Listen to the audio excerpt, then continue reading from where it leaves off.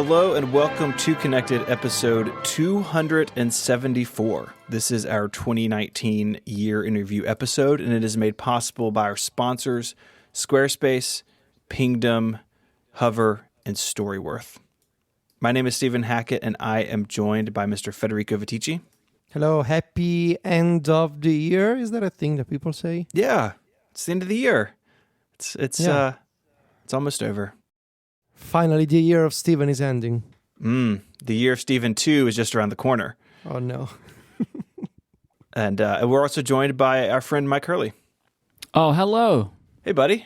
The year in review. So if you are not familiar with this episode, what we're going to do is we're going to go through the major Apple headlines for the year, and we kind of see what stories ended up being important, what stories seemed like a big deal but weren't, funny things that happened, and we will just work our way through 2019 together. We do this round robin style, and so we don't mess that up. Myke has very helpfully put in initials next to the month names in the Google Doc.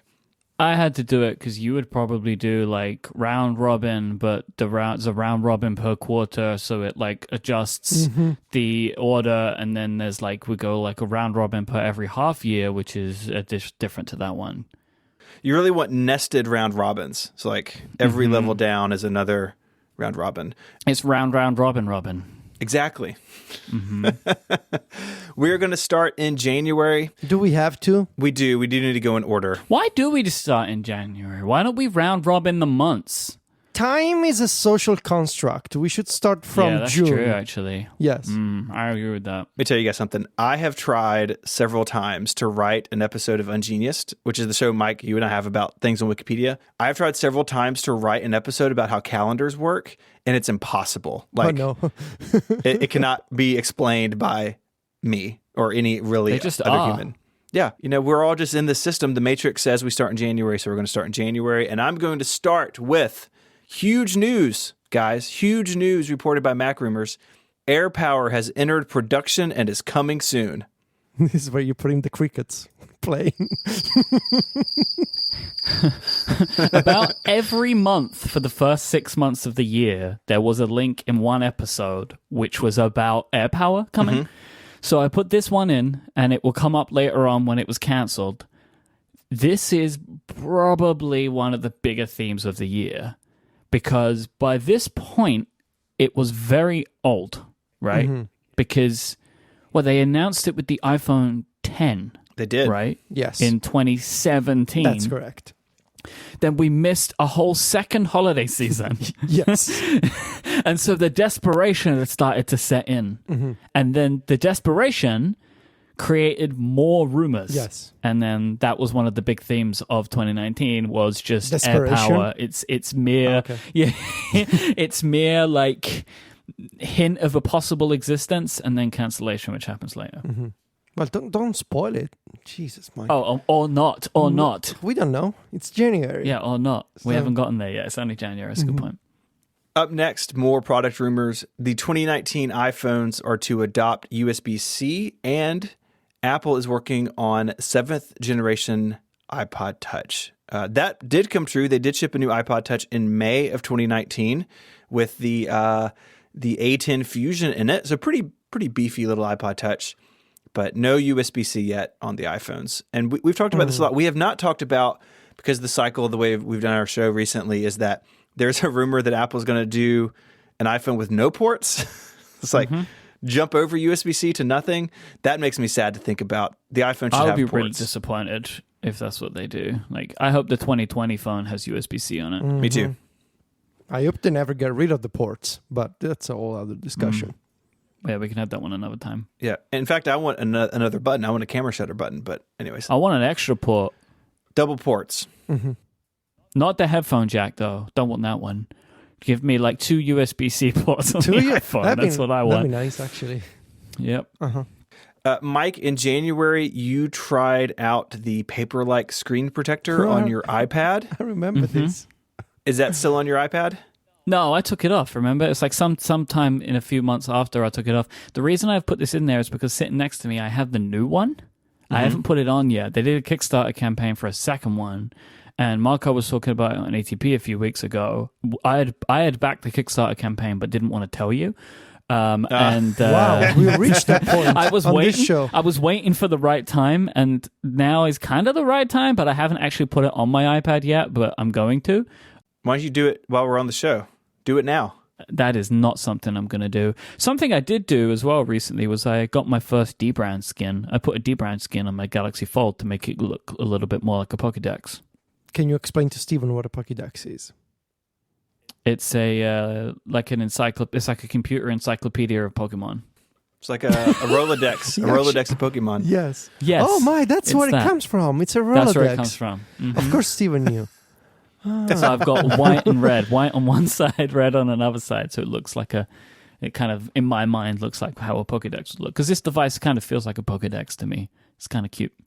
Also in January, we got the best Apple PR Meme of the year. Meme of the year. all time. Yep, our personal meme of the year. Yes. This was a press release about airlines. Apple Music on American Airlines. So Apple did a deal with American Airlines where you could stream Apple Music for free over their Wi-Fi, whether you were connected to the Wi-Fi or not. And they created a incomprehensible image. Like just they created an image which is clearly meant to like replicate a in-flight safety card. The safety right? card, yes. But it's just like so it's a 3-box image. Every image has like so many questions related to it. It's so good. I love it. I love it much. The first box is the best one, just because of the expression of the guy in the picture. It's like he's just happy. He's just staring. At what I like is that the lady next to him is reading a blank notebook. Mm-hmm. Which is good. With her eyes half closed, also. She's kind of falling asleep. Because she's got nothing to read. She's sleepy. Something that I just noticed is that the playlist that the guy is listening to is the new Chicago. So either the guy is leaving Chicago and it's like he's so happy that he's leaving Chicago, or he's arriving. He's landing in Chicago. So it's like, yes. And I like that the image is poorly cropped. So like the arrow on the search back button is like touching the edge of the phone, which is bad. So the guy's looking at it. The pièce de résistance is just the satisfied face. The satisfied, of listening to his beats. Because he's looking at the playlist and he's like, oh yeah, get me some of that sweet, sweet Illinois. Yep. Chicago, you have to go to the show notes and check this out. Like if you've not seen this image before.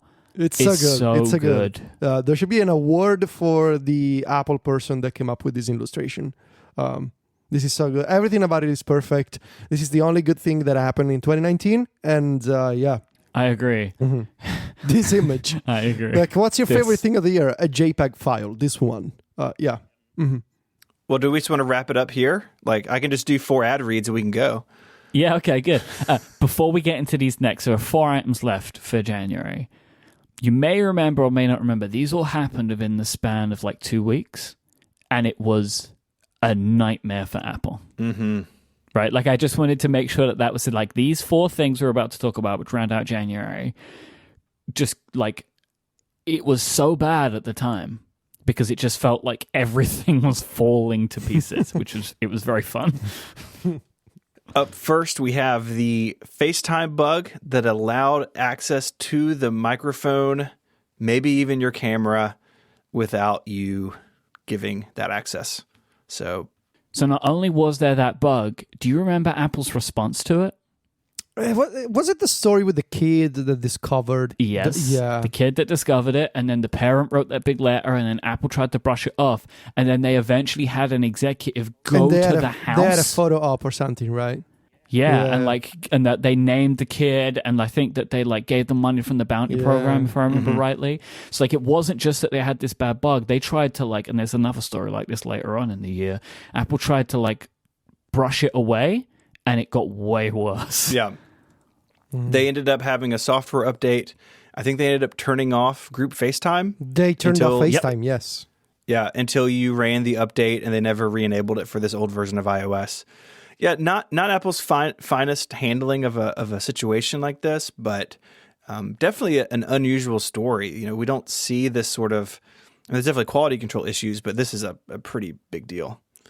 Yeah, because it was to the point where they had to server-side disable a feature of the iPhone It was, and as well, it was, if you remember, group FaceTime was hilariously late as well, right? So it came late and then had this massive flaw.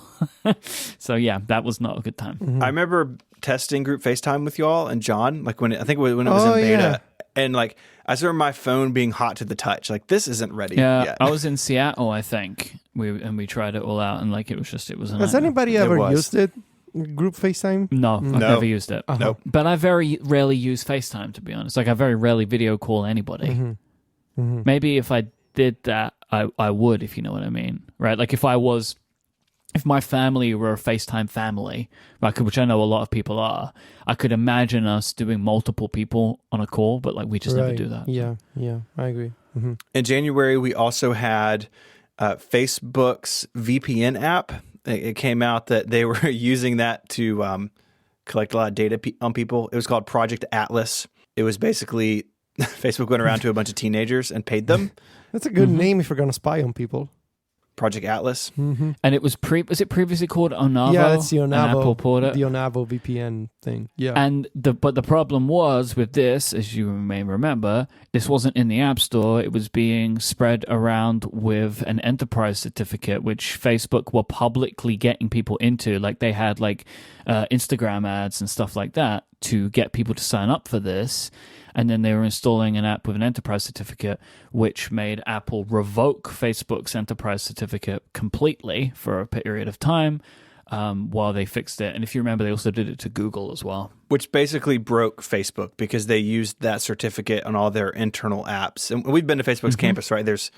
You need an app to like order food or do all these things. And it from accounts within the company, it basically just meant no one could do anything for a while. And then Facebook and Apple came to some sort of agreement because, I mean, look, these companies, as kind of gross as it is, they do all need each other, right? Like the iPhone has to have the Facebook app on it to be a smartphone people want. And but they got it worked out, I guess. And it did spin off a bunch of discussion about these enterprise certificates, and Apple's rules about them are actually pretty strict, and how a lot of big companies were basically just doing what they wanted to with them. So I don't know if they've made any big like changes to that program, but I think these companies are going to be a lot more careful about using them with public people in the future. Yeah, because you got to imagine, right? Like Apple did kind of bring down the hammer a little bit, not as much as some people would have liked, but they did. There were ramifications. Yeah, I wouldn't be surprised if those ramifications came with a more serious threat. Right. Just like we catch you doing this again, you're done. Over. Right. Which is within Apple's right. You know, it's their right to protect their platform, and Facebook, man. Because I'm pretty sure that the agreement terms of the enterprise program is that you cannot use this program to make publicly available software. And that's what they were doing. Yeah, they're made for internal testing, and depending on how you read it, even Facebook's use of it for like internal apps for their employees, like even that may be beyond the scope of what Apple intends with these certificates. So yeah, I think that, it's a mess. I mean, I don't know, there are people smarter than me, but like I think ultimately there needs to be a method of only being able to distribute these over like a company's network, and like that's the only way it can be done. You know, like you have to be connected to like this Facebook Wi-Fi, corporate Wi-Fi, and it can be distributed that way. Otherwise, you can't. I think having these things like distributable over the internet is a problem, or like do them by cable or something. If it's like for distributed workers, I don't know, but it just feels like that it's not really a great system. I mean, I think the enterprise certificate was actually just created so like teams of developers could install the apps they were testing. Bingo. I don't think that it was created so like a company of 1,000 people could have the app that they do for their lunch that they just don't want to get out into the public. That stuff should be done through web apps, probably. So that's January.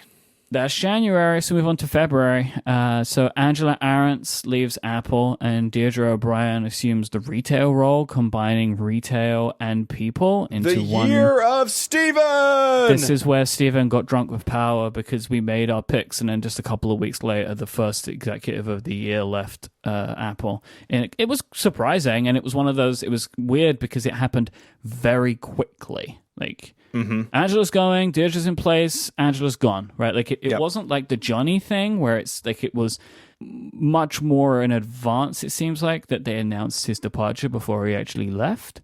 Like, Angela seemed to have been gone immediately. And of course, you may remember that this was also around the time that Apple started doing a lot of different things around the way that iPhones were sold after a disappointing quarterly result the year before.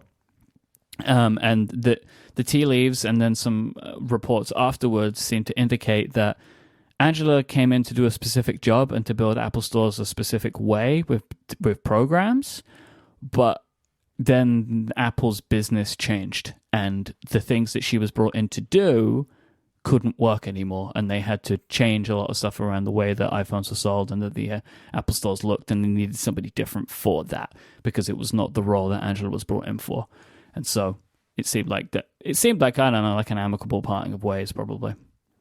Do we think the Apple stores have gotten better in terms of buying stuff or getting support? I haven't been there. I wouldn't say that. So, I don't know. I mean, I've never had terrible problems, but like, it's a thing that I've seen like, you know, it's like, yes, like it is as bad as it's always been or as good as it's always been. But the main thing that I've seen is like, where there's different signage and stuff in the Apple stores that more clearly spell out some stuff about the phones. Like, they're trying to separate the phone line more and show people. But then the biggest thing is there are like, these are the ways you can get an iPhone for cheaper than you thought, posters all over the place. Mm-hmm. Yeah, I saw also, I walked by recently and I saw a new signage for Apple TV Plus that clearly explains like, if you buy a new device, you get you get a year of Apple TV Plus and you get all these shows. Mm-hmm. It's like super like clear language, you know, not aspirational posters or that kind of stuff, which I think is good. I think it's good to, you know, to have a more pragmatic approach. All right, so what else do we have? Reports of alternate app stores that use the enterprise certificate not being taken down by Apple. So TechCrunch were on a beat at this point because the VPN app thing was a big exclusive for them.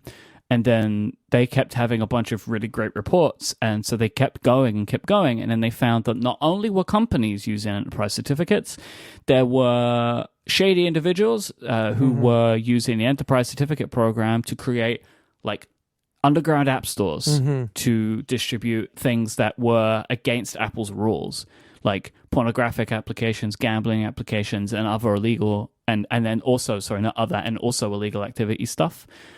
So people would download this enterprise certificate and then they could get their hands on all these different applications. So this was like another thing that was being used, that this program was being used for. So that is gone. And then, Federico, I know your favorite story of the year, USB 3.0 and 3.1 merged under new USB 3.2 branding. Yes, this is a great change. Basically, if things weren't already confusing before, so the USB 3 spec was divided between USB 3.0 and 3.1, and 3.1 used to be split in 3.1 Gen 1, which is 5 gigabits per second, and 3.1 Gen 2, which is 10, which is also what the 2018 iPad Pro features. Now, the USB, the USB, if the implementers forum, decided to change USB 3.1 Gen 1 to USB 3.2 Gen 1, and USB, so basically upgrade them by one step each. So from 3.1 to 3.2, but still Gen 1 and Gen 2. And then what else did they do? It was like super speed. Yeah, that was the super speed branding, right? Oh yeah. Now there's also a thing called USB 3.2 Gen 2 by 2, which is which is 20 gigabits per second, and it's known as super speed USB 20 gigabits per second. So my favorite speed. So it's this is the worst. This is the engineers coming up with names that make sense on a spreadsheet, and then you gotta explain them to manufacturers. So yeah, there you have it. If you're looking for I don't know of any Apple computers, or I mean the iPad Pro doesn't USB 3.2 Gen 2x2, 20 gigabits per second. Does the Mac Pro support this, Steven? Would you know if it supports 20 gigabits? I'm not sure off the top of my head. Maybe the next iPad Pro will. So, yeah, I remember I really struggled to write the linked post for this on Mac Stories because of all the names and, super speed USB. Yeah. But this does tie in, like that. Even that question you just asked, there's a problem with like USB-C and Thunderbolt. It is almost impossible for you to know easily what you need and what supports what. It's like a nightmare because then as well companies don't say. So something that we should mention, like we've been referencing for a while, is like will the Pro, like so like we talk about the Pro Display XDR, right? Last week. Well, the Pro Display XDR will be like you can use it with an iMac Pro, even though Apple doesn't list it. You can also use it with an iPad Pro, which was Federico's prophecy from a while back. So like Apple, so companies don't even list what you like these things properly for whatever reason, and it's because it will run at 5K, not 6K, but it does work. So it's like this is the whole problem with like Thunderbolt and USB-C and USB 3 and all that nonsense. It's a nightmare. Some real-time follow-up. The I/O card in the Mac Pro, the USB-A ports are only to 5 gigabytes per second. Really? So they're not even the 10. But also has 2 Thunderbolt ports, so you get the 10 gigabit there, but if you want the 5 gigabit, USB-A is going to be slower. All right. It's a bummer. And then lastly, in February, the Galaxy S10 launched with an ultrasonic fingerprint reader. I put this in here because just as kind of like a note of record, they weren't the first phone to do it, but they were the biggest like market phone to do it first, right? Like there were some phones from other manufacturers that had this, but now it's become more of a thing on Android as phones are going edge to edge. They're putting their fingerprint readers under the screen. And the reason that I want to put this in there is because it's still very possible that we could end up with one of these in an iPhone in the future. I would like It'd be one. sweet. Yeah. I would like it too. All right, so that is February. Before we get to March, let me tell you about our first sponsor. This episode of Connected is brought to you by Squarespace. Make your next move with Squarespace. It lets you easily create a website for your next idea, complete with a unique domain name, award-winning templates, and much more. If you think about what goes on a modern website, it's far more than just words, right? You've got photo galleries. You want to embed video. Maybe you're going to have a store or a portfolio. Squarespace is an all-in-one platform that lets you do all of that stuff. And you don't have to become some sort of like server admin type because there's nothing to install, there are no patches to worry about, there are no upgrades needed because Squarespace has all of that covered. They have award-winning 24/7 customer support if you need any help at all.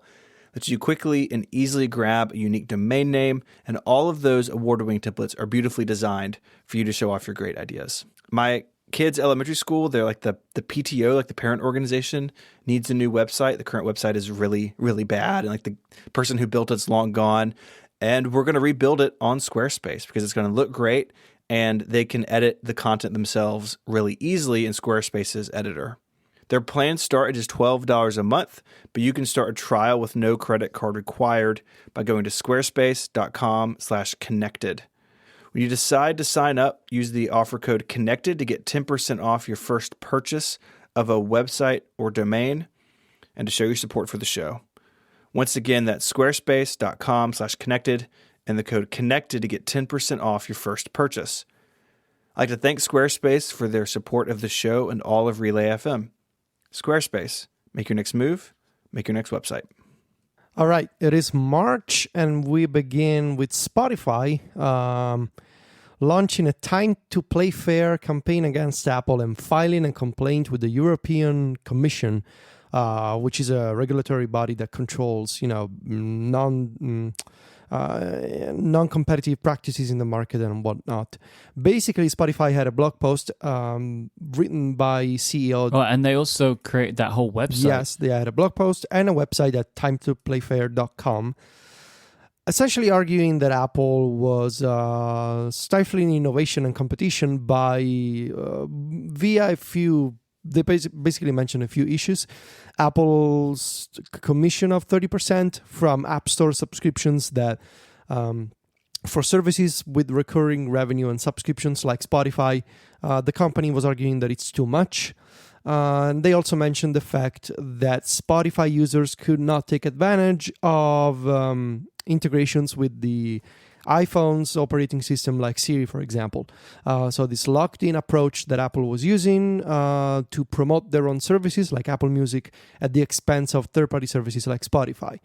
There was a big discussion on all tech blogs and basically on all major news websites about Spotify launching this campaign. And then I don't know what happened, because it doesn't feel like nothing has come out of this, basically. Well, Apple has allowed some stuff. Apple has, yes, at WWDC with iOS 13, Apple opened up the Siri media intents to allow Spotify, for example, or other music or podcast apps to start playback with Siri. So you can search the entire Spotify catalog with Siri, you can play music, you can play playlists. Obviously, you don't have all of the commands that you have with Apple Music, but it's I guess it's a start. And you can do, if you want to play your Discover Weekly with Siri, you can do that now.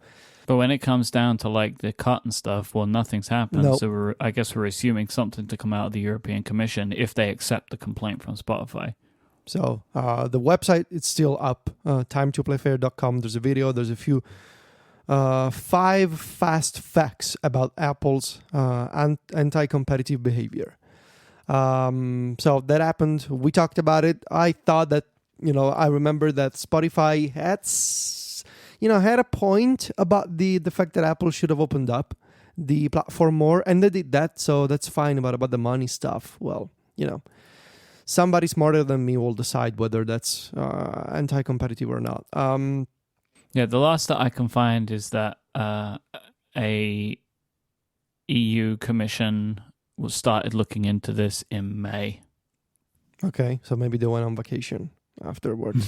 I think these things just move very, very slowly. So before the spoiler alert, there's going to be an Apple media event in March. But before that, Apple sort of cleared the deck with a few announcements. New iPad Air and iPad Mini. So the iPad Mini hadn't received an update since 2015, so a big comeback 4 years later. Updated CPU and home button, of course, no Face ID, still Touch ID. And the iPad Air was essentially the old 10.5-inch iPad Pro, but with a new name and a cheaper price. So the 10.5 iPad Pro basically became the new iPad Air, which is a great deal for a lot of people, I think. Confusing name, I know. We've had iPad, now we have iPad and iPad Air, and iPad Mini and iPad Pro, but I think it's the iPad Air is a great deal. It supports the Apple Pencil, the first generation one. Doesn't have all the fancy stuff of the 2018, well, not new anymore, of the 2018 iPad Pro, like USB-C or the second generation Apple Pencil, or the fancy, what did they call it, Liquid Retina display. But it's, again, supports the smart keyboard, supports the first generation Pencil, runs iPadOS. I think it's a great deal. People seem to like it. I absolutely do not remember the fact that the iMac was updated, but I do remember the episode of Upgrade about it. Myke? Thank you. Yeah, this was when we interviewed Colleen Ovielli. Yes. It was, by and large, a relatively regular update to the iMac, but I was just really proud of this episode, so I put it in. Yes. Yes. The year update. AirPods 2, we were really happy to see this. An update to the AirPods 3 years after the original ones. I remember we were talking back then about the fact that my AirPods were dying just in time for the new ones to arrive. Yep. We were all starting to have battery problems, but yours were in a pretty bad situation. And basically the week after one of them completely died, Apple announced the new AirPods. I guess the most notable feature of the new AirPods is the option to get a wireless charging case, which to this day I still love. The fact that I can just put the AirPods on a wireless charging mat and they charge. That's great. They also had support for voice activation for Siri. So overall, I think people liked the second generation AirPods. I remember a few folks complaining about the price increase for the wireless charging option, but you got an extra and you pay for the extra. So we all love our second generation AirPods, but wait until we talk about the AirPods Pro. Hey, some of us are still using our AirPods too. Oh yeah. Oh yeah. You have I'm not a pro. I'm not a pro boy. You're not a pro. Period. Wow. Yes, there was an Apple. This is, I guess, one of the most surprising announcements, or maybe just changes of the year. The fact that Apple had a service-focused event in March. They talked about Apple News Plus, the Apple Card, and Apple TV Plus and Apple Arcade. So a bunch of services all at once. Apple News Plus rolled it out with, what was that? 100 magazines in theory. So you pay a subscription. Yep. Is that so? I don't remember because I stopped paying for this months ago. $9.99 a month, right?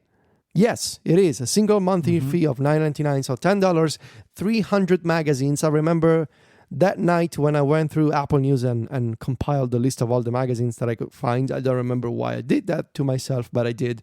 So largely a disappointment, I would say. The service is struggling to gain traction. There's a few reports that are saying it's not really working out for publishers. Some other reports are saying, well, some publishers do make some money off of Apple News Plus. The experience from a customer point of view, really horrible. The fact that the news app is this mesh of new original news content from publications that are using the Apple News format, including some of the magazines from Apple News Plus, but then some other magazines are essentially glorified PDFs that you need to actually read the scanned page inside the news app. You need to zoom in because it's not text, it's a PDF. So not a great experience, not a great pricing model. This is Apple News Plus is probably ripe for being bundled with some other service eventually. Do you remember the Apple News app on the Mac allowed for people to just rip the PDFs? For a period of time, you could find the PDFs on Apple's CDN and just download the PDF documents for paid for publications for free using Safari. So really good job there. Apple Card, I really don't know how to describe this. So Apple partnered with Goldman Sachs, which is a bank in America. Yes. Kind of. It's like a financial institution. Is that better to say that? Better to say that. Better description. So they made a credit card, and I'm gonna get this wrong. I saw an Apple Card in person recently, and I touched one finally. It's a heavy card. They're cool. Yes, they're cool. It's very cool.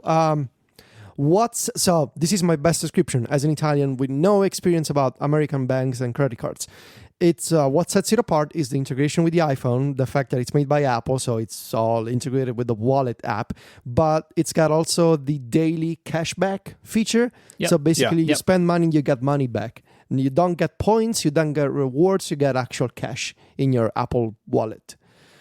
Yep, that's perfectly explained. Okay, cool. Good job. Thank you. And finally, Apple TV Plus, of course, after 2-3 years of rumors and reports from Hollywood publications, it's real, it's coming at the end of the year. Later, we would know it was going to be November, or maybe they said in March it was going to be November. Do you remember, Mike? Did they say it's November or just this fall? They said... I think they said later this year. Yeah. But we saw... Yeah, the date of November came in September. Yeah, okay. For the same for Apple Arcade. They were both just later this year, and the dates came in the September event. For WWDC. In hindsight, has that announcement event aged well in your minds? Remember they had all the people on stage and I think so. talked about their shows but didn't show any clips? It's very strange. Yeah, I thought it was fine. I mean, but again, I was paying way more attention. I knew all of the shows that they were announcing anyway. Right. So, I don't know how it came across to people that weren't paying the level of attention that I did, but yeah. I still felt like they did a good job, I think. And are y'all watching anything on Apple TV Plus? The first season of most of the shows is wrapping up right about now. Yeah, so by the end of this week, maybe the answer is no to that question. Right. It's all done. But yeah, what have you watched? For All Mankind. Yes. Very good. Which is very just good. Very good. No spoilers, but Jesus. I'm 2 episodes behind, so no spoilers. Thank you. Right, but that's all I'll say then. And the morning show I think, has been consistently good. I think that For All Mankind started good and has gotten really good. And I watched the first episode, didn't like it. I've watched a handful of episodes of Dickinson. Like, I will finish it, but I'm in no real rush to. And I want to try out the crime podcast drama one. Me too. Truth be told, Yes. because the trailer looked good. I thought the premise was ridiculous, but the trailer looked good, so I want to give it a shot. Is that the one where the podcaster murders somebody or something? It's where like a murder podcaster goes back because she realizes that like she put someone in prison, and she realizes that she shouldn't have. Who hasn't accidentally done that with their podcast? That's very true. No one's seen Kyle the Grave for a while. It's basically a TV show about crime podcast follow-up, when you think about it. Oh my god, yeah. It's like it's weaponized follow-up, I guess. Like criminalized follow-up. Dramatized it's the most follow-up, important follow-up, right? When you get someone out of prison. Like literally, it's huge. Actually, I should go back to this to this topic. Maybe the guy's not guilty. Apple Arcade was also announced, and I think we were all pretty impressed with the fact that Apple was promising a service of regional. Well, not original, but at least exclusive on iOS games. Some original games. Yeah. 100 games. I think they mentioned 100 games, right? And they had and they showed a slide of a bunch of publishers. There were demos. It was good. It was good. So that was the Apple Services event. Here's a question before we move on to the next month, which is April, because that's how calendars work. Do we think that Apple will have a services event again? It's possible. So there's a thing in the media industry called upfronts, where there's like a certain time of the year. It happens a couple of times a year where you are showing off. Typically, and traditionally, you are showing off what shows you have to interest advertisers, but it's also over time become media. So you are showing your products to advertisers, so they'll sponsor you or give you advertisements for your shows, and or because all the media is there as well, so you want them to see the content that you have coming. I would be really surprised if Apple did not participate in these types of things, but knowing them, they wouldn't want to go to the turf of everybody else and do it. But they might. I mean, they have shown some willingness to bend to the TV industry. But I expect that there will be another event for Apple TV Plus next year where they show off some of their upcoming programming for the year. That makes sense. I mean, but there could also be, if they wanted to do it, and like, and here's a bunch of Apple Arcade stuff that we're going to do, and or tie a media thing, a services thing in with other stuff, so it might become part of like the music event, like the music event ultimately started to become an event that had more things in it. So that might be the same. All right, we're going to move into April. This next thing actually happened in March, but it would be awkward for Federico to talk about it because he got a lovely quote tweet from Tim Cook on March 28th. We spoke about it in April. It happened on March 28th. Yeah. I apologize. Yeah, that's fine. I saw the date and I decided to keep it in April. Federico, you had tweeted about setting up the ECG stuff in the Apple Watch, which is really cool. And Federico, you got a lovely Tim Cook quote tweet saying that they were thrilled that their new heart health features are available in Europe and Hong Kong. Yeah, so that's cool. That was cool. Oh, that was also in the week where Tim was releasing all his products all the time. Do you remember when he was like just over the shoulder shots of him just like with different products in his hands? Oh yeah, that happened this year. Yeah. That was in March. The best part about that tweet, I mean, besides the tweet alone, which is awesome, is the fact that so many people like tweeted at me saying things along the lines of "You made it." As if like now because of a single tweet my career is like complete. I finally made Congrats. it. Congrats. It's not like, I mean, the way I would see that is it is a very selective, very cool hill to have climbed over. Right? Sure. To get and I think most people like to get an acknowledgement like this on social media from any of the Apple executives is something that a lot of people in the technology industry aspire to achieve. And that was one of them. A Tim Cook tweet is like a particularly rare tweet. Yeah, I think that's what people meant by that. It's cool. You should feel good about it. Yeah, I do. Up next, we have the Powerbeats Pro being announced in early April.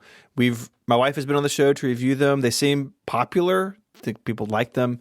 They're, of course, the wireless Powerbeats with the AirPod goodness in them, but completely independent with the ear hook. So they're sort of designed for activity and working out and that sort of thing. So they seem like people are happy with that.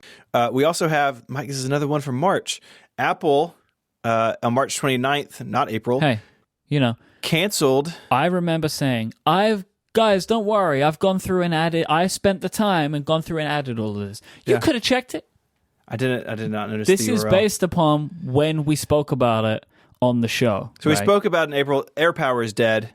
This is an article from Matt Panzarino over on TechCrunch.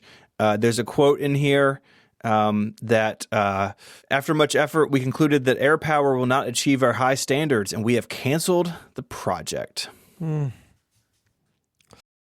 Yeah. Poor AirPower. Hashtag Mike was right. Did you say it was dead? I was the only one of the three of us that thought it was completely dead, yeah. We had a predictions. One of the predictions included AirPower somewhere. Yeah. Well, but yeah, I was very convinced that it was not going to live on, and because it just once the information started coming out about how complicated it was to build, right, like how many coils were needed, I was like convinced that there was no way that it could live, because it just seemed like it was an incredibly complicated manufacturing problem, and that was what it seemed like they could not have overcome. Yeah. So it's dead and gone. Rest in peace, AirPower. We also saw beginning leaks of iOS 13, including dark mode and multitasking. Federico, when this broke, what did you think? I thought that the dark mode, this was the 9 to 5 Mac. They had a multiple day long thing. This was the first of those. Yeah, I remember being surprised by the details on the undo gestures and the font management, because those looked very specific, like to have specific gestures and details about fonts. What I was really excited to see was the idea that, and it didn't pan out actually in practice, that on iPad with multitasking you could be, according to 9 to 5 Mac, you could be able to detach popovers from the UI and have these floating panels that you could rearrange on screen, and that didn't happen with iPadOS. So that's possible that Apple maybe punted the feature, and that's still coming next year. We saw before there was this open source framework made by a guy who now works at Apple at the Xcode team of all places, called PanelKit, that allowed developers to implement these floating panels, take a popover, long press it, detach it, and resize it and place it on screen, do whatever you want.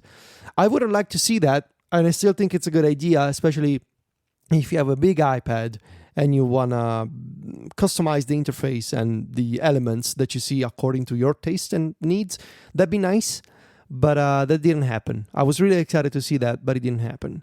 But yeah, otherwise they got it all right, I think, including the new volume HUD. That also happened. Yeah. And a redesigned reminders app. So there was a bunch of information here that actually was correct. I have never, and I still have not gotten used to that 3-finger tap gesture. Oh, really? Oh, I use it all the time. It's so nice. I've just haven't got used to it yet. Same as with the changes to the way text selection Oh yeah, works. that's horrible. Text selection is so bad. They should just go back to the way that it used to be. I cannot select. Jeremy Burge was tweeting about this recently. I cannot select text reliably anymore. Nope. It's effectively become impossible to move the cursor exactly where you want it to be. But even just, they have the new intelligent or smart text selection, which is nice in that if you double tap something that is detected to be a specific piece of data, like a person's name or a company name or a song, and you double tap, the whole thing gets selected, which is nice. So if you have something like Fall Out Boy, for example, and you double tap anywhere near that, the entire 3 words get selected. So that's nice because it's recognized to be a band name, Steven. There are musicians. Got it. Yeah, but like the whole thing is just so fiddly now, and you don't have the magnification loop anymore, which I still, and I wrote this in my review, I don't understand why the magnification loop had to be removed. This was the feature that allowed you to see a zoomed in view of what you were selecting because your finger is covering the text that you're selecting. It only made sense. It's been available since the iPhone was able to select text. So with iOS 3, iPhone OS 3, maybe 4, years ago, many years ago. And now it's gone for no good reason. Like you can still have a magnification loop. It's fine. And now you're in a situation where you select text if you can.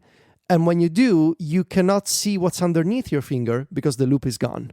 I don't get it. Yeah, it's way too complicated. I don't like it. I've tried, and I haven't wanted to talk about it, but I really, really don't like it. Myke, this month also brought the best news of the year. Wonderful/terrible Galaxy Fold. And since you're a Galaxy Fold enthusiast, tell us what happened this spring. 2 things happened in April. The first Galaxy Fold reviews started dropping, and then all of the devices immediately started breaking. So there were a couple of issues. Dieter Bohn had a problem where some dust got in the hinge and broke the screen of his. And then other various media types, YouTubers, reporters, peeled off what they thought was a screen protector on the device, and it actually peeled the whole screen off. And all the phones broke, and then Samsung promptly first said they were going to continue charging on, and then they didn't, and they unfortunately delayed the phone at that point. I say fortunately delayed the phone. They took the time to get it right, to fix some of the problems and make the phone better, and it came out later on in the year. And is yours broken? Mine is going strong. And as I said, I play with it quite a lot, and I am not careful with it by design, right? I'm not trying to treat this thing with kid gloves, right? I use it like I would any device, and I think it's great. I'm so excited for the Razr. The folding Razr. Oh, yeah, the Motorola. It does look cool. It looks really cool. Anyway, I get the best news story of the year from May. Warren Buffett Paper Wizard. Game of the year. Absolutely. I'm going to say that there is travesty in Mac Story Select, which we'll talk about later on, that Warren Buffett Paper Wizard was not even considered. I think that I agree. This is a travesty, and I'm going to be writing a strongly worded letter to the editor-in-chief of Mac Stories about this. Yeah. Because I think it's just a disaster. But this created one of my very favorite episodes of Connected, where we dug deep into Warren Buffett's kind of whole thing. Oh, yeah. And we're losing our minds as we learn more and more about Warren Buffett. He's a strange individual. He likes his Coke a certain way, and I mean Coca-Cola. He's a man of particular taste, this Warren Buffett. So... super interesting character in a bunch of ways, actually, Warren Buffett. I will recommend to you guys, if you have not seen the documentary Inside Bill's Brain on Netflix. This is the Bill Gates documentary. Warren Buffett pops up in that a bunch, but it's actually just a really interesting documentary that I recommend. But so we have Warren Buffett Paper Wizard, where we also realized that nobody could beat Warren Buffett's score, which is kind of the most perfect thing. And it's just also one of those really wonderful and weird Apple stories where someone was made to do something that they didn't want to do, and it's so fun to imagine how on earth this thing was made. And then Apple also updated the MacBook Pro. They tweaked the keyboard again and then extended the keyboard service program to include that keyboard. So, still going well in May. I think it is yet to be proven how those keyboards will age. I have one of these MacBook Pros, one of the 2019 ones, and the keyboard's been totally fine.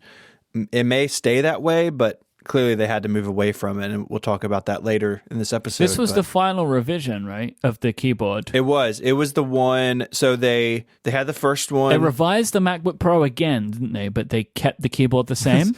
As MacBook Pro _final_V3 .pdf. We promise the keyboard's fixed _ This is the one that they already had the little like rubber covers, and then this a change included like material changes, and some people think, including iFixit, that the stainless steel dome switch is tougher, that maybe those were failing and causing some of the issues. But mine has been fine. Now, I don't use it every day, but I do travel with it, and it has been fine so far. And my 2016 failed within a few months. And again, not a daily driver. So far, mine's been fine, but it is under that extended keyboard service program. And so I know that I'm cool if something does happen. Halfway, we're going to jump back in to June right after this break where I talk about Pingdom. The holiday shopping season, it's here. It's almost over. In fact, if you haven't started yet, you're in trouble. You should go do that. You really gotta hurry up. Come on. You got a week. And we have just terrified a bunch of our listeners who have realized they have not started their holiday shopping yet. So this is a service we provide. I'm here to help. Just like Pingdom is here to help. Oh, it's good. So if you're shopping online, there's a little worse than that failing, right? You're in shopping cart somewhere and you go to enter something and the page freezes or reloads and all your stuff's gone. That's no good. Pingdom is a service to help prevent all that sort of stuff because it lets people behind websites know the moment their site goes down in whatever way is best. So it uses transaction monitoring to alert people when cart checkouts, forms, login pages, and much more fail. We use this on Relay's website, so I know if Relay.fm is having problems before I open Tweetbot and discover that people are telling me there before it affects the business. You can customize those alerts and who is alerted depending on the severity of the outage. Go to pingdom.com/relayfm right now for a 14-day free trial with no credit card required. And when you sign up, use the code CONNECTED at checkout to get an awesome 30% off your first invoice. Our thanks to Pingdom for their support of the show and Relay FM. In June, of course, WWDC happens, and that is where I unveiled the tattoo that I didn't get in June. I actually got months before.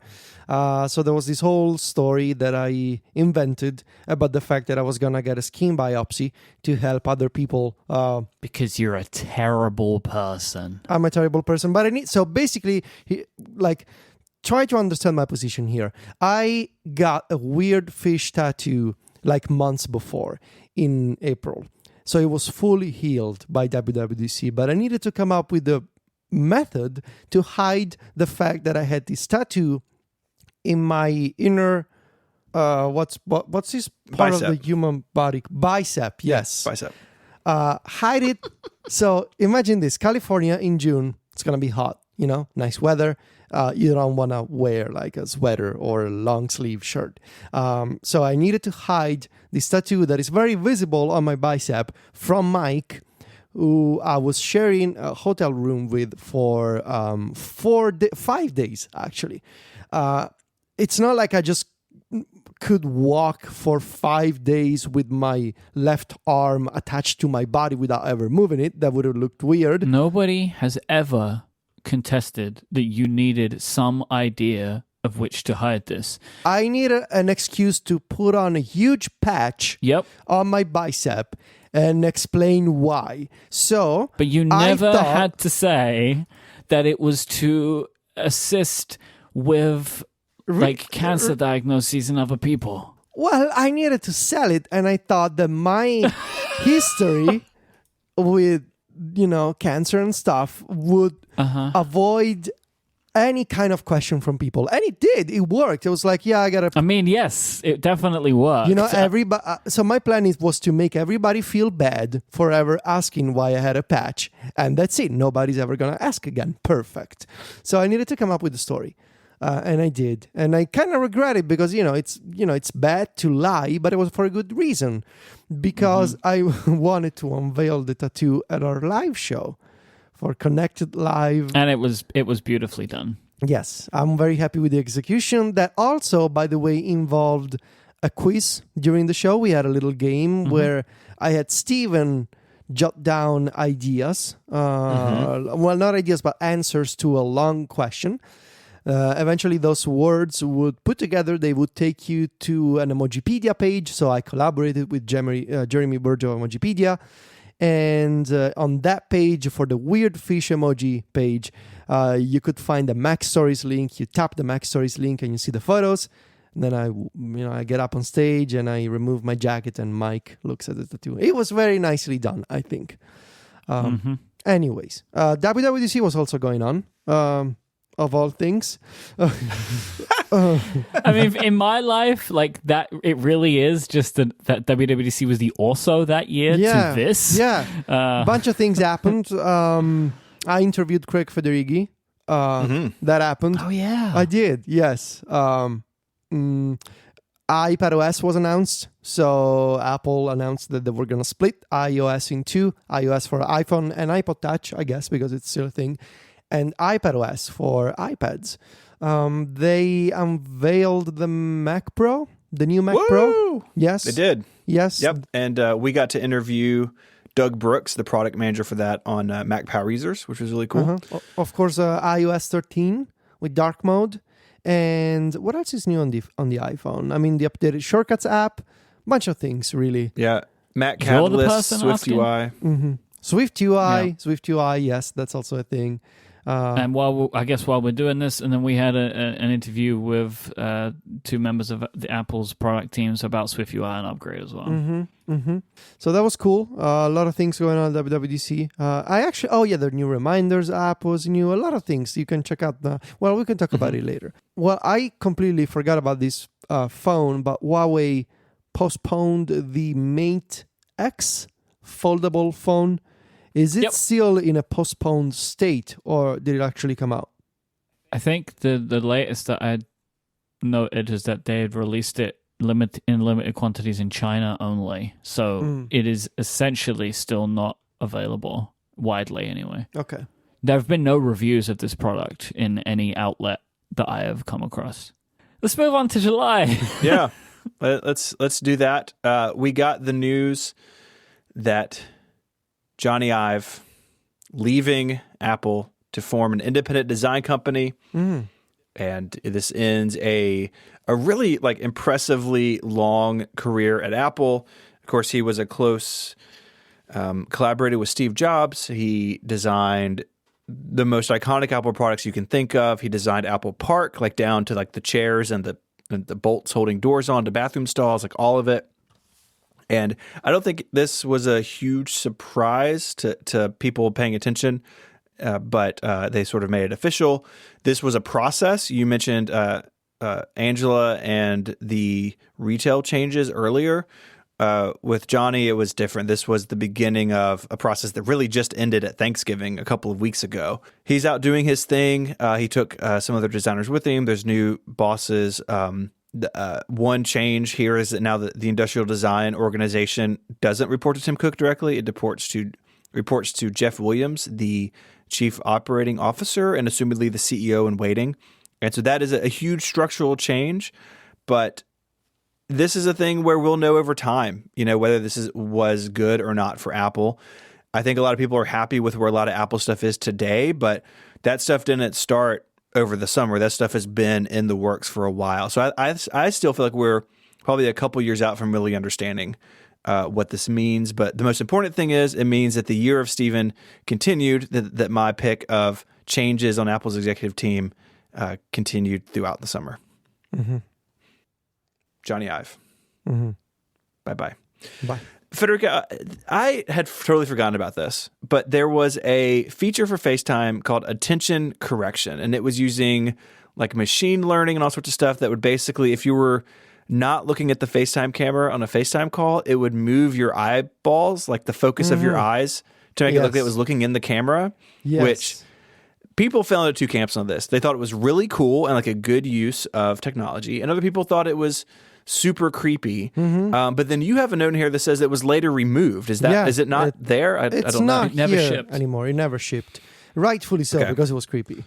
So It was. I fell into both camps. No. Creepy, but cool. Like it was like very interesting. Like very like an interesting use of technology, Sure. very well implemented, but it never should have shipped. Like that was as far as it should have gone. As far as, hey, look what I can do. Somebody shows somebody else at Apple, and they go, "That's cool. Don't ever commit it." Right? Like Right. just like leave it at that. I think, Which sure, it's it cool. kind of seems like that was the case in the end. Really. When technology works, I think it's cool, but especially this kind of stuff that is really impressive and real time. It's real time video communication, so it's even more impressive. But no, thanks. So It's like the kind of thing you'd see at a TechCrunch hackathon. Right? it's Like, oddly specific. I'm so pleased you did that, but don't ever release it to the world. This is not a product. You know? Yes. So it, Like at TechCrunch Disrupt or something. sure, You know? sure, we could go with that.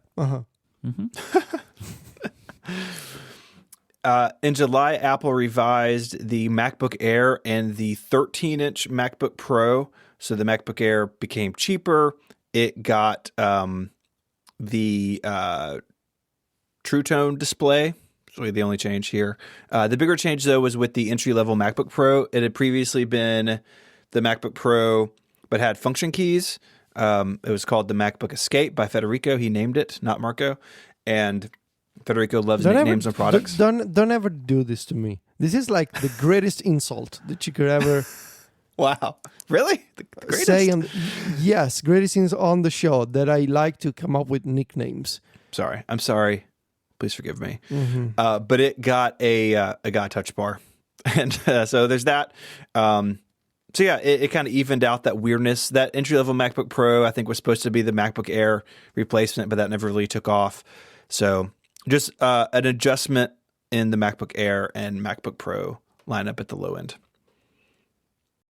But this is not like people are still unhappy at this point with these MacBook Pros. Yes. Right? Okay. Well, and these, I mean, to skip forward to today, these Macs still don't have the new keyboard. So Okay. there's still an asterisk with buying these. But it's just, Also, Apple. these came out like a week after the first rumors of the 16-inch MacBook Pro from Ming-Chi Kuo. It was very close. Ming-Chi Kuo published his first report, and then like a week later, these revisions came out. Yeah. So like people already had in their mind this future product anyway. Also in July, we had a visitor in Myke the Oracle. This was You so were good. it was so good. You were quite sick, and I was quite sick. you wanted to be on the show, but we didn't want to let you talk because you sounded like you were like you should have been in bed. You should not have hung out with us. I wasn't sick at that point, though. I'd only lost my voice, and then the sickness came, and it came bad, but after the voice losing. And so we limited you to single word answers on that show. And we thought about it. I think it came up on the show. Like we didn't talk about it before, I don't think. Yeah, no, we didn't. And it's one of my favorite things that's ever happened on this show. Yes. And then somebody created MikeTheOracle.space where you can go and ask a question like a magic 8-ball and click the button, and it just gives you one of my one-word answers, which is just fantastic. You will hear things like Amazon or Yep. complicated. So that was Marina Ivanova and Mike Apurin who made that website, which is just the very best thing. Yes. Very, very good. Very good website. Oh, my voice was so bad. I just clicked the button and you just said the word groceries. I don't know why. Yeah, I clicked it and and he said Basie. Now it's yes, more. It was a creative challenge for me, that episode, to try, because you would ask me quite complex questions and I was only allowed to say one was thing. an So exercise one in of the- restraint, Mike. I'm pretty sure one of the words is Jeremy in there somewhere. It is. Yeah. I remember that from somewhere. That's really good. So if you haven't looked at that website, you should. We end July with actually really big news. So Qualcomm and Apple had been fighting for years over modem patents and all sorts of stuff. And basically this was a 1-2 punch. Apple settled with Qualcomm and then bought Intel's modem division in like one big move. Apple is, for a while, had been using Intel modems. I think it started in some phones, but it was like some phones had Intel, some had Qualcomm. People thought one was better than the other. I think we're clearly moving to a world where Apple will just make the modems in their own phones. And with 5G coming, that's even more complicated. But this was a huge move. And again, like the Johnny Ive thing, This will be something that we find out over the next few years what it means, but definitely huge headlines to end in July. Yeah, it's one of these stories that I am desperate to know which way the cards fell. Like, did Apple realize that they couldn't beat Qualcomm in court? Or did they come to a realization that Intel were lying to them about how far along in the modems that they, like, what was the situation? Because these two things happened at the same time, and both situations could be true. Of like, did they settle with Qualcomm then buy Intel's thing, or did they find out that they had no choice and had to buy Intel's work and then settle? Like, it's I would love to know the way that this actually fell. At some point, it'll come out. But yeah, I agree with you. I'd love to know what went down here. In one of my favorite little tangents of the year in August, FileMaker, the wholly owned subsidiary of Apple Incorporated, became Claris. They rebranded, got a new CEO, and set forth a very strong business plan in what almost feels like an internal mutiny within Apple. Of like, this guy came in and was like, you know what? I'm shaking things up. And so now Claris is a thing, and they have other products, and that's that. No, FileMaker is now part of the Claris lineup. Relay FM turned 5 years old. Wow. We did a bunch of stuff, including a big live show. And yeah, with the first ever Family Feud, where we put on this big show in San Francisco, and yeah, turned 5 years old as a company, which was great. That was a very good week. It was a very, very good week. And Apple, it was discovered by The Guardian, were having contract employees listen to misfired recordings of Siri. So if you accidentally triggered Siri and nothing occurred, they would send these out to contract employees who would listen to the audio. The Guardian initially reported this. Apple kind of tried to shrug it off, and it snowballed to the point that Apple changed their tact on this and got rid of all the contractors, which was kind of sad, really. Like, that wasn't necessarily the nicest thing to do in that situation, but they fired all the contract employees and or hired some of them because they said it was now going to be everything was going to be done by Apple employees, and then they made it an opt-in after pausing the thing. As I said many times before, which I still don't like, you cannot opt out of transcripts being sent, but you can opt out of audio being sent for misfired Siri interactions. It's another example. Apple's had a few of these this year where I feel like they've sort of dropped the ball in the way they handle a story. Like FaceTime and then this, I think it's like they underestimate the response, maybe. I don't know. Something just sort of funny about that.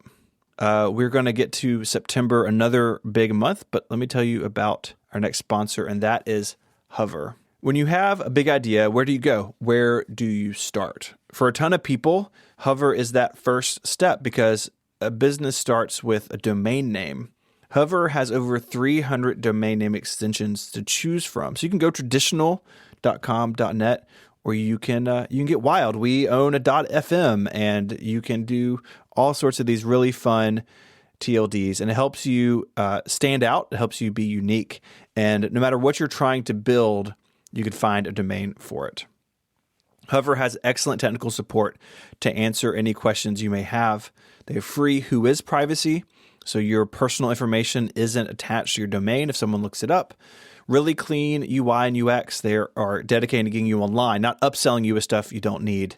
And monthly sales on popular top-level domains. I have all of my domains at Hover.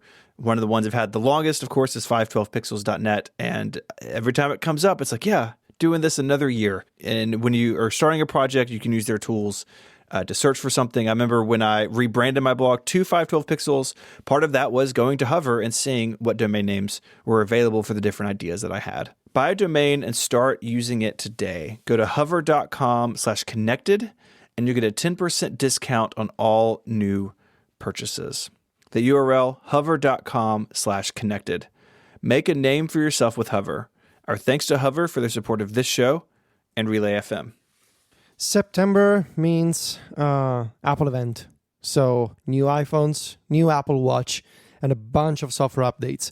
So Apple unveiled the iPhone 11 and the iPhone 11 Pro line The iPhone 11 Pro you can get in two sizes, the Pro and the Pro Max.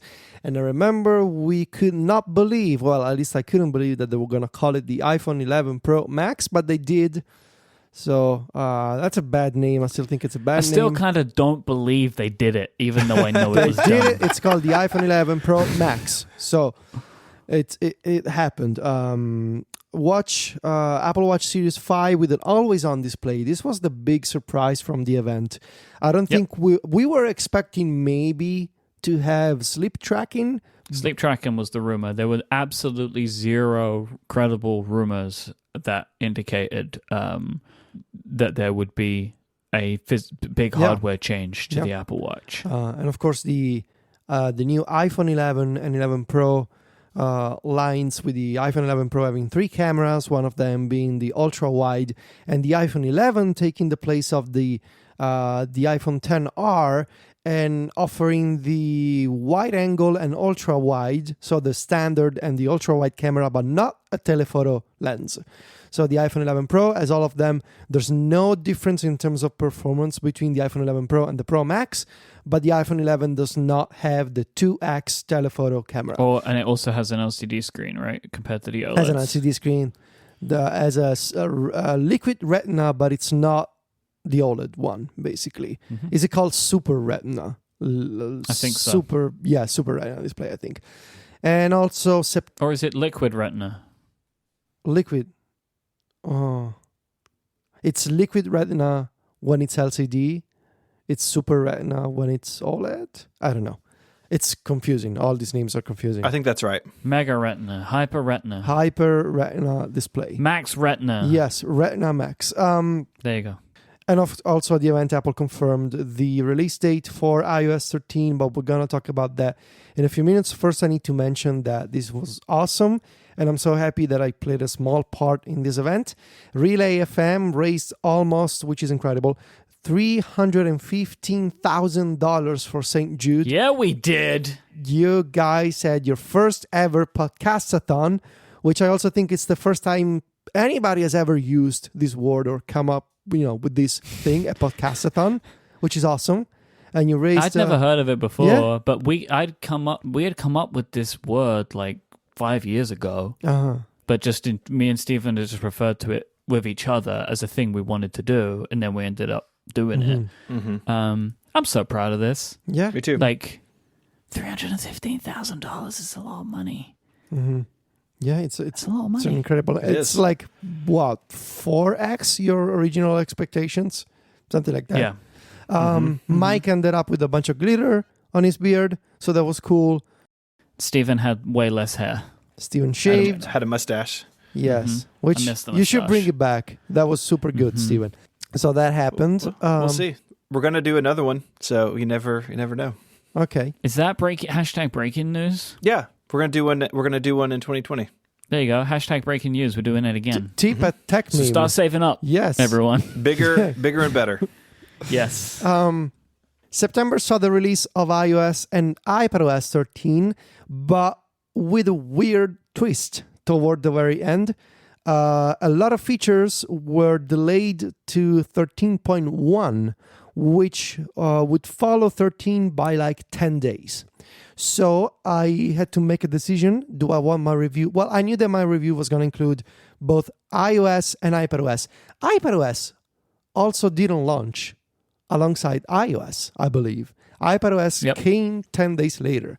But I had to make a decision. Do I want to split it? What do I want to do? And I decided I'm going to do it as I was planning to do, all at once, 2 OSs and also the features that are going to come out in 10 days.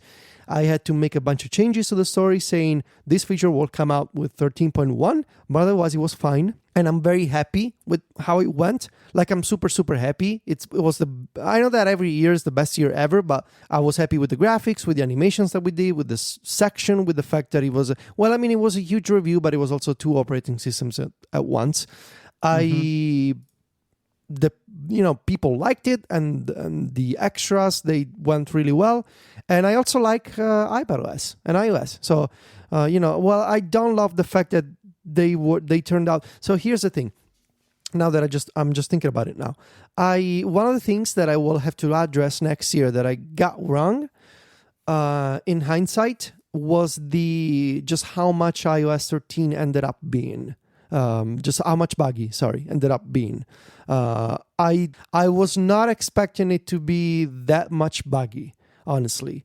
But also something weird that I noticed and that I don't know. Like, I don't know what you guys think about it, but iOS has gotten worse for me over its many updates. Like, I'm having more issues. Yes, I'm having more issues now on 13.3 with, like, shortcuts or file. Shortcuts has gotten really worse for me. But also files. Shortcuts is wonky in places, for sure. But it's worse than before. And even files, the Files app, is worse for me than before. So many times I have to force quit files, and I was not doing that in September. Like, I was not force quitting files all the time, but now I am. So in any case, I will have to address the performance stuff in next year's review. But yeah, September was a busy month. Let's not do that again, though, remember? Well, keep saying it to you now. The length of the review. Let's not do that again. A plan is already in place for next year to have more stories in the summer to relieve me from having to cover it all. So the plan is definitely to go shorter again, even though I do want to have 2 OSs in the same review, but more. I think that's fine. More help from other people in the summer. Yeah, it's probably a good idea. October brought macOS Catalina. I wrote a review of that. Not as lengthy as Federico's, but still pretty good. Very proud of it. It's a really big deal. I mean, we talk about iOS 13 and iPadOS 13 being like a big departure point. Catalina is right there with it, with the death of 64-bit apps. This was a return to the review for me. I did reviews for a long time, and then I did some sort of oddball stuff for a couple of years. But with Catalina, I knew that I wanted to review it. And John Voorhees wrote a review on Mac Stories as well, also very good. And yeah, it's just a very polarizing release because it brings so many changes. And a lot of people can't run it yet because they have software that would break on it. And then there's a lot of features in it that aren't really fully formed. Like screen time is just super weird on the Mac, and the ghost of iTunes, being broken into multiple apps is like pretty good, but there are some features that aren't around anymore. And if you needed those, then you're sort of stuck. So it's definitely a release to prepare for, not to install blindly, but that sort of kicked off October. RIP iWeb. Am I right? I know. Gone from Catalina. iDisk. Yeah. Is that gone? Is that finally That's gone been gone. That's been gone a long time. Backup, but like, backup could it app. run before though? Like, was it? No, iDisk was like iCloud Drive sort of thing. Like, it was a feature of the OS that got turned on by Mobile Me. Well, so what was the one that made iDVD? That's what I was thinking of. iDVD. That was a thing. Yeah, iDisk was pouring one out for iDVD. Right, iDisk was like .max file syncing thing. Yeah, I remember it. Really now. Yeah, not good. Yeah. I had an iDisk. Me too. Myke, you bought a new phone in October. Samsung Galaxy Fold. I worked very hard on a review that will be respected after my time, because it was not respected in its time. But far into the future, people will respect my review. Okay. We also had on the same episode. Is it the same episode? Jeez. Apple screwed me. Apple screwed me. I worked so friggin' hard on the Galaxy Fold review, and then they released the emoji. That episode is where we named that contest the Jeremys, where it's where Weird Fish comes from too, where we make Federico guess the names of the emoji, and you go into like media blackout, so you don't read any coverage of it, and we just send you a JPEG, and you have to name them. Yes. And then we all took a sip of Grandpa. We did. That's what I will always remember from that episode, taking a sip of Grandpa. Yes, that was a. It's a horrible thing that you guys make me do, but I also enjoy it. Mostly because I don't get to read Emojipedia for like 9 months, and then I need to fill Emojipedia with page views from October to December. It's like click. I know Jeremy's really hurting for those Federico page views. I'm sorry, I don't give you my business no more. Where's my traffic from Italy? Where is it?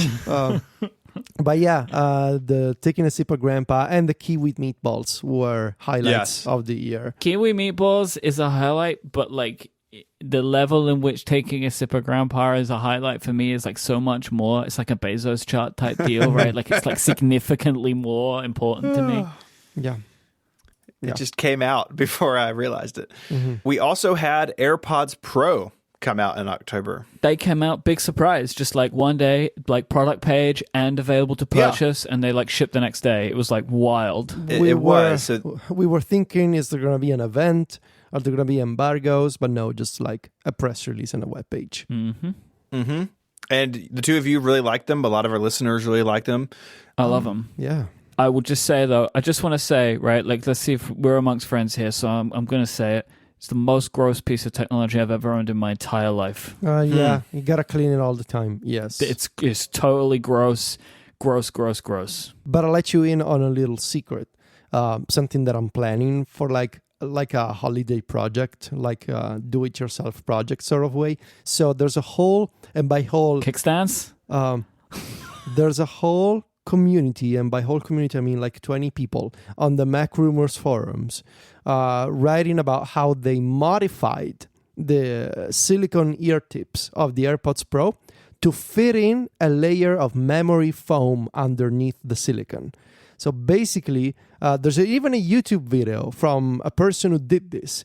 You buy one of the Comply foam tips and you slide in the AirPod silicone one in a way that you can sort of pull it back, and basically you end up with foam underneath the silicone tip, which is something that I want to do. I ordered these very specific foam tips from Amazon Japan. So they're Japanese, so you know they're quality stuff. Yeah, it's the best stuff. But you know, audio means Japan, and therefore it's quality.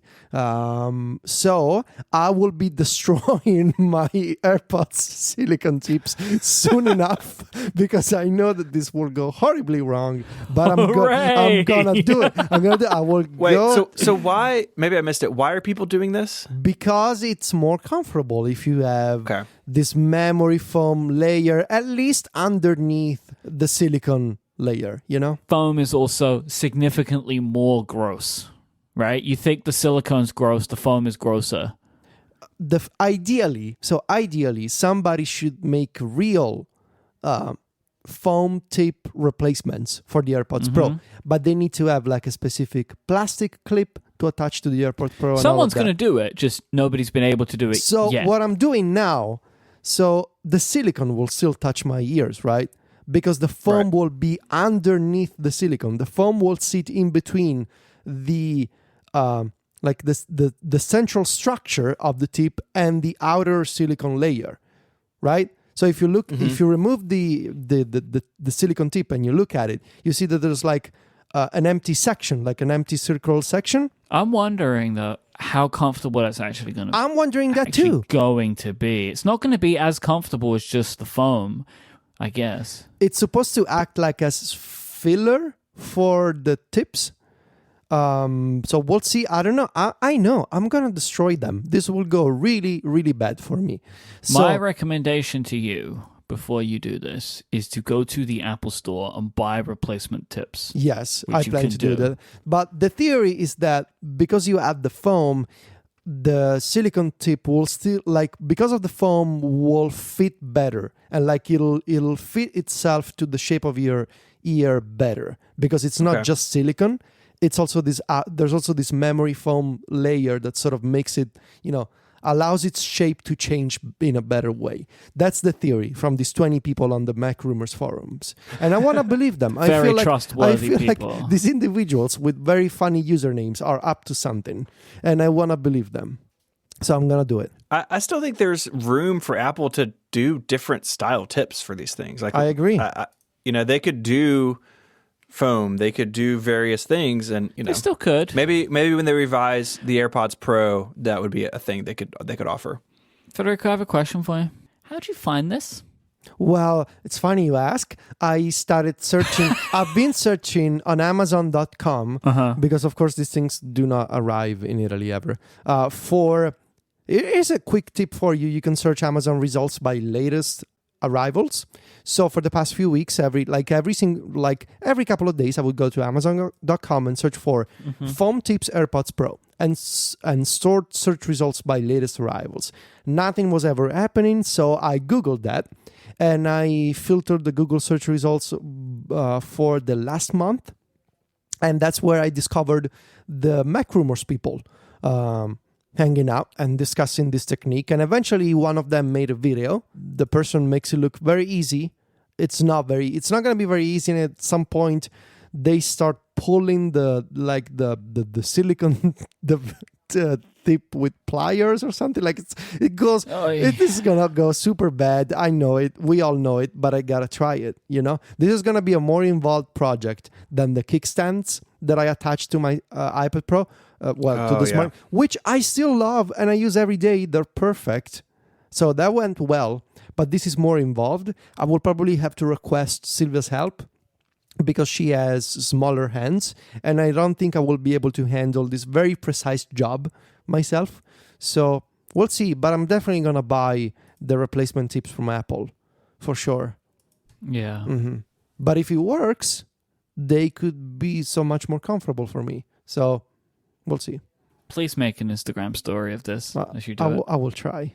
Yes. So we are approaching the end of the year, a very busy November and December. But before Myke tells us about what happened in November, I want to tell you about Storyworth, the easiest way to share your family stories.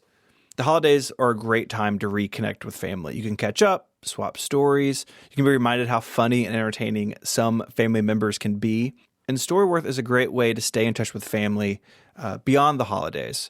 Because when they're over, everyone goes home, but you can keep your stories going online.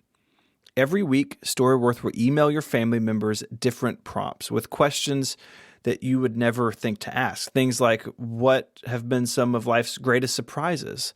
What are the riskiest things you've ever done? Have you ever gotten a tattoo for a podcast? And after a year, Storyworth will compile every answered question, plus a photo of your choosing, into this beautiful keepsake book, and it's shipped for free. I went through this a while back with a family member, and the questions really are like deep and probing in a way that I really felt were like refreshing. Things that I would never think to ask, but unlock all these great memories and stories for your loved ones. So preserve and pass on your memories with Storyworth, the most meaningful gift for your family. Sign up today by going to storyworth.com/connected, and you'll get $20 off your first purchase. That's storyworth.com/connected for $20 off. Our thanks to Storyworth for their support of this show and Relay FM. It's time for November. November was very busy, full of way more news than you would expect at this time of year. The first piece I would like to bring to you is Photoshop for iPad. It was released much later than anybody had expected, and also with less features than most people wanted. But Adobe since have seemed to commit that this is an important thing for them, and they're going to keep working on it and adding new features. It really does feel like the beginning of Photoshop for iPad, even though people wanted more. We spoke about them already a little earlier, but in November was when Apple's TV Plus shows debuted. The 16-inch MacBook Pro was unveiled to the world in November. Mm-hmm. Everybody was much excited about this. Of course, it killed the butterfly keyboard, which is no longer around. It killed it for one laptop, not two others. Yes, it is gone in this very MacBook Pro, but also brought with it a bunch of interesting features and performance and stuff. Overall, it seems like that this computer is very well regarded. So yeah, I think people are really enjoying it. Yeah. Which is great news, right? Like Apple did exactly what people were hoping that they would do with this product. So it's good to see that. You said that, and that they killed the butterfly keyboard in my brain because it's weird. I instantly imagined the cover of Kendrick Lamar's "To Pimp a Butterfly" album, but it's called "To Kill a Butterfly," and there's a MacBook on the cover. Somebody should make that. Please make that. I need that in my life if you ever have the time to do so. Thank you. The information spoke about a report. Well, they gave a report of a meeting that happened inside of Apple that laid out an internal roadmap for AR products, including an AR headset in 2022 with glasses in 2023. You will note that the hosts of this very show were very dubious of this idea and technology. Apple Music Replay launched, which was Apple's attempt at doing something like Spotify Wrapped. Spotify Wrapped came later and absolutely destroyed in quality and features Apple Music Replay, but like, better luck next time, Apple, because Spotify did a far better job with Spotify Wrapped.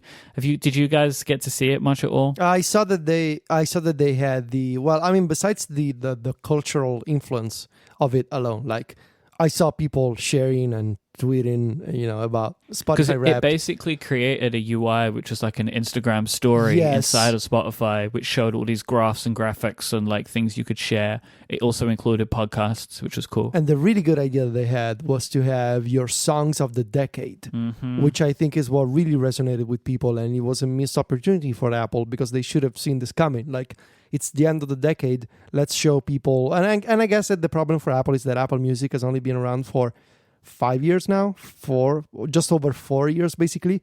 So it kind of doesn't make sense to do songs of the decade, but, whatever. People don't remember how time works. So Apple Music should have done it, even if it's just for like 5 years of data, So Spotify has it. Better luck next decade, I guess, Apple. And Replay, Apple Music Replay is still around. It updates weekly. So I'm guessing that on January 1st, or maybe the first Sunday of January 2020, you will have to go to... You'll get your 2020 replay? You will have to go to the website to replay, what is it? beta.music.apple.com/replay and generate the Replay 20 playlist. But after that, you can listen to music, and every week of the year 2020, you will get an updated set of songs in your Replay 20 playlist. So we'll see how it goes. Motorola showed off the folding Razr phone, which will be available next year, which I'm very excited about. And of course, Tesla showed off Federico's favorite, the Cybertruck. Yeah. Oh. That sound you made. Can we move to December? Please. Let's move to December. Apple held a secret awards ceremony for what used to be just a press release and sometimes a web page, and often just a section of the App Store. The lists for apps and games and books and podcasts of the year. Now they had this private event, I suppose in New York City, and there were picks, there were apps chosen and games chosen.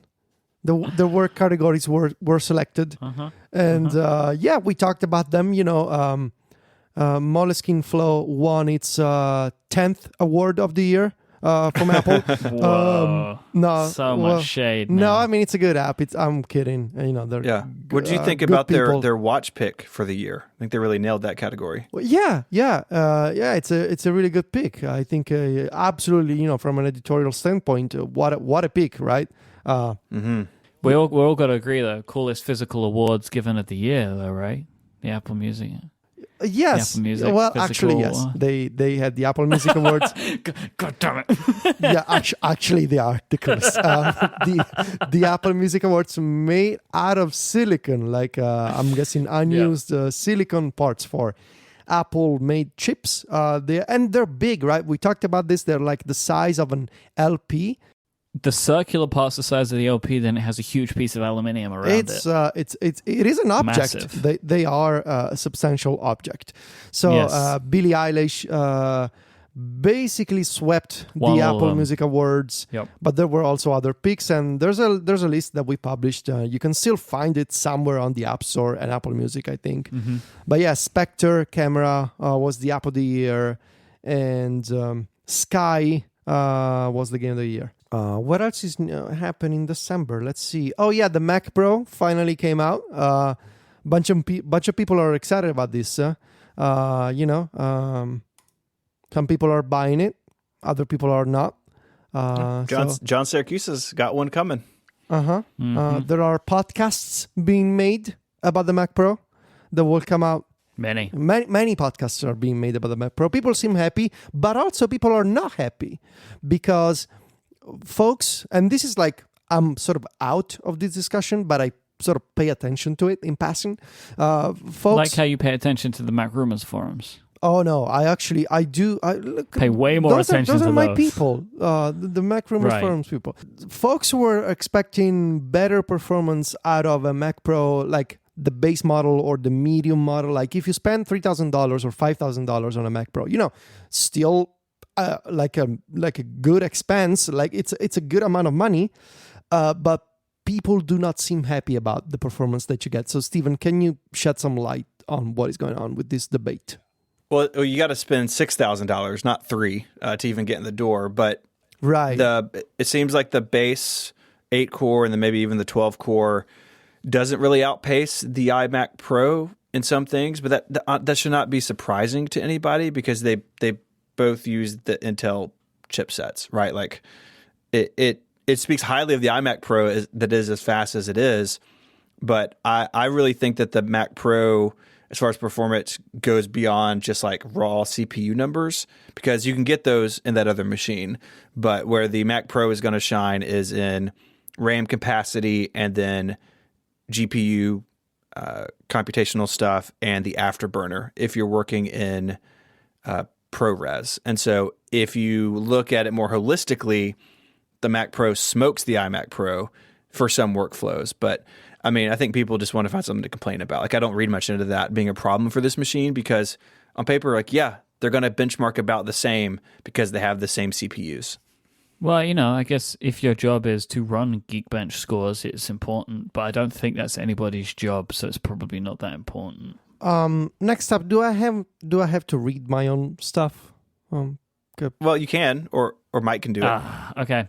All right, so this is stuff that we hadn't reported on, but like it has happened, so it's worth mentioning. So there are two things. The first is Federico published the most ambitious shortcuts crossover of the year. A is 2 shortcuts. One has like 800 actions, another has 1,000 actions. Both called MusicBot. You've got MusicBot and MusicBot Pro. MusicBot Pro, as of this release, is not available. It will be sent out in this week's Club Mac Stories Weekly. Mm-hmm. MusicBot is a shortcut which, I think I saw Steven say this earlier, and it's completely true, goes way further than not only any shortcut I have seen before, but more than I actually believed was possible for what shortcuts could do, because I have never seen an 800 action shortcut before. And if you want to see what it is like because of the way that shortcuts makes you enable it, you have to scroll through the list, and you can get like as you install it, you scroll through and it shows you all the actions before you can add it. But I actually like that because it gives you an appreciation for what you are adding. Plus, I had to at one point, because I had this a little bit early, I was helping because, as we've mentioned on the show, I break all of Federico's shortcuts for reasons that don't make any complete sense. But one of the things that was funny this time was when going into Apple's, because, okay, actually, let me pause. I'm going to pause there. I'll explain a little bit more about what it is. MusicBot is a collection of shortcuts wrapped into one very large shortcut, essentially, which will allow you to operate the music in your Apple Music library in many various ways, from picking playlists to saving albums to having MusicBot keep track of albums that are coming out later in the year, to letting you search your library, to playing music by genre, to being able to control the audio from a sense of the volume of your device, to sending it to other devices via AirPlay. It does all of this stuff, and it's incredible. It will also allow you to pick Apple mixes, so like your friend mix and stuff like that. Well, one of them, which can you remember which mix it was? Favorite? The favorites. Yeah, there's a mix called Favorites, which kept failing for me because in the UK it's spelled with a U. Right? And so like it couldn't find it. So stuff like that. But when I did that, Federico said to me, "Oh, just go in and add it, just amend it yourself." So I entered the matrix of this shortcut. I had to find the area where I had to add this U, and then 2, at one point I accidentally picked something up, right? No. You can feel the haptic. No. And I was like, and I force quit shortcuts. That was the way that I dealt with that. It's like, I don't want to, and I ended up finding it and adding the U in the right place. But it's kind of funny, at the time, even though I knew that this would only affect my local version, there was a part of me that was like, I can't believe Federico's trusting me to do this. But I had done it. I've been in there. And I asked Federico, how did you edit this? Can you tell people because I was like, how were you keeping track of this when you were building it? And you told me the way that you did it. Can you just reference like when you were building this shortcut, the way that you would build it? So initially, when the first thing I do for these complex shortcuts is I try to build the structure out first. So I don't actually. It's not working, it's not functioning, but I do build the structure of like menus and lists and conditional blocks. So to do this, I use my iPad. But later, when I needed to actually fill the shortcut with data and actions and parameters, I had to use a second device. So a second device disconnected from the internet so that it wouldn't sync changes back and forth as I was editing on my main iPad. So imagine one iPad editing the shortcut, another iPad in portrait mode so that I could see more actions at the same time because of the vertical orientation, disconnected from the internet, that would allow me to scroll the shortcut back and forth and see where data was coming from, as the other one was actually making changes to the live copy. This is not an ideal situation. And later, for example, now when I'm building MusicBot Pro and I'm adding features to the Pro version, I'm relying on the scroll bar method a lot in iOS 13, that you can pick the scroll bar and scrub it through real quick, and that allows you to navigate real fast in a long document. I'm using that. I now have a sense of where things are located more or less in MusicBot, but also the combo of like using the scroll bar and looking at the emoji that I used. The emoji are used in MusicBot for menus and lists, both for presentation purposes, but also for me to keep track of sections through the colors of the characters of the emoji. So yeah, not an ideal situation editing MusicBot, and but I got it done. And MusicBot Pro is now well over 1,000 actions, so that should be fun. And it just adds more features in, right? Then adds more features, yeah. So basically, MusicBot Pro, as I wrote on Mac Stories, you will have to own the Toolbox Pro app, which is the shortcuts companion utility we talked about. And thanks to that, you will be able to have additional Apple Music actions. Initially, the plan was for me to let people create a developer token for Apple Music, but now thanks to Toolbox Pro, I no longer have to. So there's nothing you need to worry about, basically. On Friday, just make sure that you have Toolbox Pro installed and download MusicBot Pro and do the normal configuration, no developer stuff involved anymore, and it'll work for you. And you will be able to do things like love or dislike a song that is currently playing. You will be able to do this for any song, regardless of whether it's already in your library or not. So basically, the idea of MusicBot Pro is that the limitation of the free version, that it only works for stuff that is in your library, that's gone, because Toolbox Pro has actions that talk directly to the Apple Music API, the web service. So you can search for any song, and you can start playing any song, even if it's not in your library. So like you think of something, you can open MusicBot Pro, and there's a new action called Search and Play. And you can just type in the name of a song and start playing it right away in the background. It doesn't even launch music. So bunch of features like that. And you can also save curated playlists from Apple Music. Like there's a really good, so, any Apple Music playlist, like, I don't know, best of, like the what's it called? The alternative, the top of the alternative. A-list. There's an excellent new playlist that I just saw today called Emo Rap, which is really, really good for, that kind of genre. Those playlists you can now save in MusicBot Pro. Because they, normally that's all Apple Music catalog stuff, as they call it.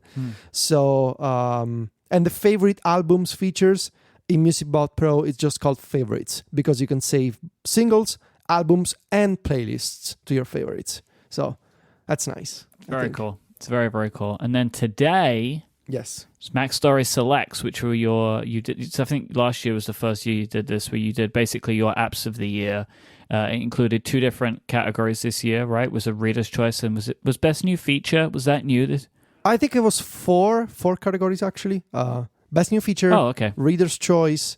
Best watch app. Hint, yes. hint. And best Mac app. Because we also remember about those. Hey. So that's a total of 6 awards now that you give out? 8. That's 8 awards. Oh my God, what's wrong with me? I can't count. There's like an amount of awards and something. But the awards are really nice, and you did something which I think is amazing, which is physical trophies. Yes. With the Mac Story Select logo in them, which is a very nice touch. It's very classy. Yeah, I knew. I want one of those. Well, create something and maybe you will be considered. Oh, wow. Poof. Okay. Well, so here's the thing. I knew that I wanted to do this last year, but I needed to see if it was like a thing that people would care about before committing, because it's an investment, right? Actually, the awards do not build themselves out of thin air and yeah. See, like me and Jason do the upgradies, right? Which is like the awards that we've done, and I thought to myself a bunch of times, like, oh, it'd be really cool to make physical awards. But our categories are so wide-reaching. Yeah. Like, because we do like a favorite movie. It's like no movie studios accepting the awards, so I've never bothered doing it.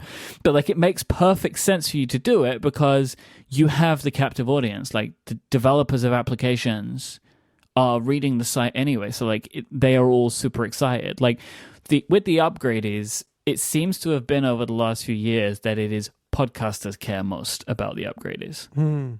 Right, so like other podcasters want to receive upgrading awards, right? Like that seems to have been a thing. But like we're not just going to make awards for 2 categories of our 12 categories or whatever it is. But I think this is a very cool idea to do, and I think you've executed it perfectly. Thank you. There's obviously more we want to do next year. But I am naturally assuming John made this happen. Actually, we did a lot of research, but yeah, the manufacturer of the awards is based in the US. So John had to talk to them. This just feels like a very John Voorhees project, like the execution of a project like this. This feels like something John would do.